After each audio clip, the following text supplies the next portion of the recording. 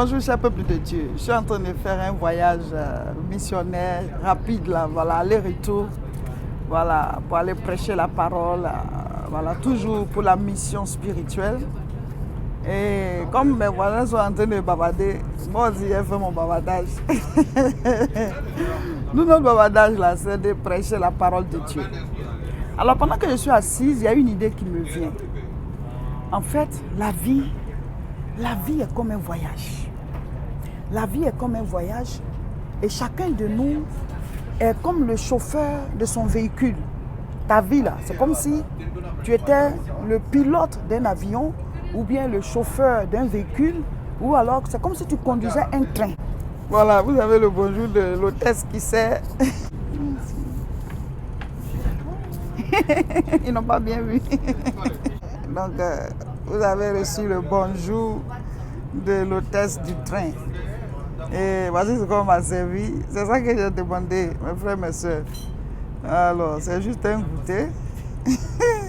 Moi, je préfère prendre les fruits. Quand tu as un creux là, mieux vaut prendre les fruits. Voilà, au moins ça ne te fait pas prendre des kilos. Les kilos qu'on a déjà là, s'il faut en rajouter, on va s'en sortir. La vie est comme un voyage et chacun de nous, dans sa vie, voilà, tu es comme le conducteur. Voilà, tu es comme le conducteur, soit du bus ou bien du train, ou, voilà, ou le pilote de l'avion, ou bien le chauffeur du véhicule. Toi, tu es le conducteur. Donc, ta vie là, c'est quand tu arrives au terminus que tu vas descendre, c'est-à-dire que la fin de ta vie.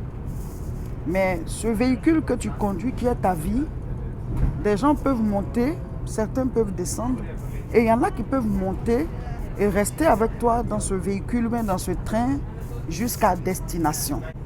Et il y a ceux-là qui apparaissent dans ta vie et qui après doivent repartir. C'est pas parce qu'il y a une séparation avec un ami que vous êtes forcément en guerre. Il y a des séparations qui se font par rapport au niveau... Il y a des séparations qui se font par rapport aux nouvelles circonstances de la vie de chacun de vous. Peut-être que vous étiez amis quand vous étiez enfant, mais quand vous avez grandi, les réalités ont changé. Et dès l'instant où les réalités changent, mais votre amitié, voilà, que vous le vouliez ou pas, ça ne va plus être comme avant. Et le nouveau milieu dans lequel tu es, ou bien le nouveau niveau que tu as atteint, il y aura d'autres amitiés là-bas, il y aura d'autres personnes avec qui tu seras en contact, en connexion par rapport à tes nouvelles réalités. Donc il y a des gens de qui on se sépare naturellement, pas parce que vous êtes en palabre ou bien vous avez eu un problème, mais ça se fait tout seul. Voilà, donc c'est comme le train, certains montent, certains descendent. C'est pas parce que quelqu'un est descendu qu'il est en guerre avec le chauffeur ou bien en guerre avec le pilote. Il a atteint sa destination. Donc il y a certaines séparations, il y a certains éloignements qui ne sont pas forcément des guerres. Maintenant, il y a ceux-là aussi qui viennent dans votre vie mais qui en fait sèment le désordre. Vous devez les expulser du train. Quand quelqu'un, par exemple, dans le train n'a pas payé, ou alors il est dans l'avion et puis il fait du désordre, on peut l'enlever dans le véhicule, les forces de l'ordre peuvent venir le maîtriser. En tout cas, quelque chose peut se passer parce que lui, il met du désordre. Et souvent, quand on en parle comme ça, certains disent, mais Dieu aime tout le monde, Dieu ne chasse personne. Dieu a chassé Satan. Dieu a chassé Satan. Jésus-Christ lui-même, là, il a pris un fouet, il est rentré dans le temple et il a jeté dehors tous les vendeurs qui ne devaient pas être dans le temple. Et il a dit, mon père a dit que sa maison sera une maison de prière. Vous en avez fait une caverne de voleurs. Jésus s'est fâché. Il a mis dehors tous ceux qui mettaient le désordre dans le temple. La Bible dit, nous sommes le temple de Dieu. Il y a des gens qui mettent du désordre dans votre vie. Il y a des gens qui, tout le temps, vous conduisent vers les histoires, vers les conflits. Voilà, avec eux, il n'y a pas la paix. Vous devez vous séparer en paix.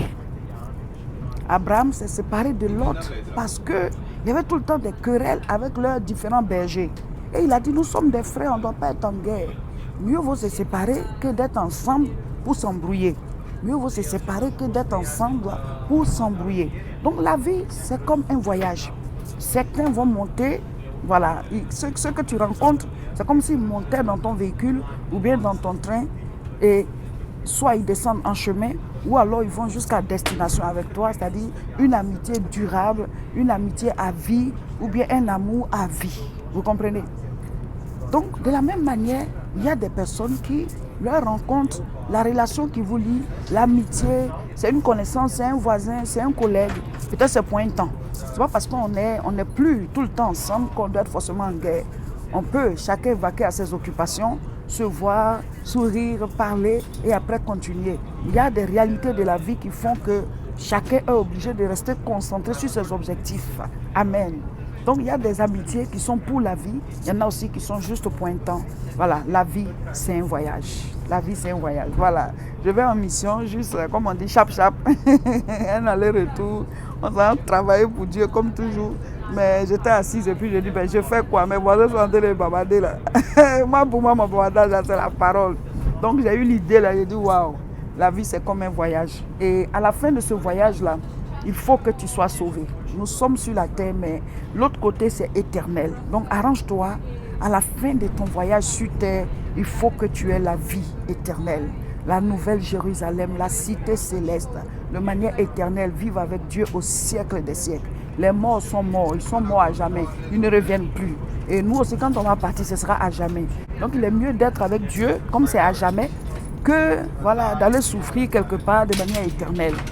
Alors, je voudrais dire à tout le peuple de Dieu en Côte d'Ivoire, vous qui avez l'habitude de nous suivre, je voudrais vous dire que la CIMA, la Conférence internationale de la moisson abondante, aura lieu cette année en Côte d'Ivoire pendant les vacances. Ce sera vraiment 4 jours choc. La CIMA Côte d'Ivoire va faire 4 jours. Voilà, des moments d'enseignement dans la présence de Dieu, des temps de ministère, la communion avec le Seigneur.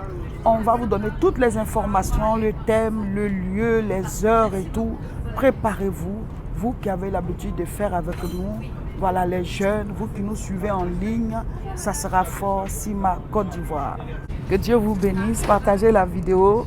Voilà, notre rôle à nous, c'est toujours de véhiculer l'évangile pour le salut des âmes. Que Dieu vous bénisse, bisous, bisous.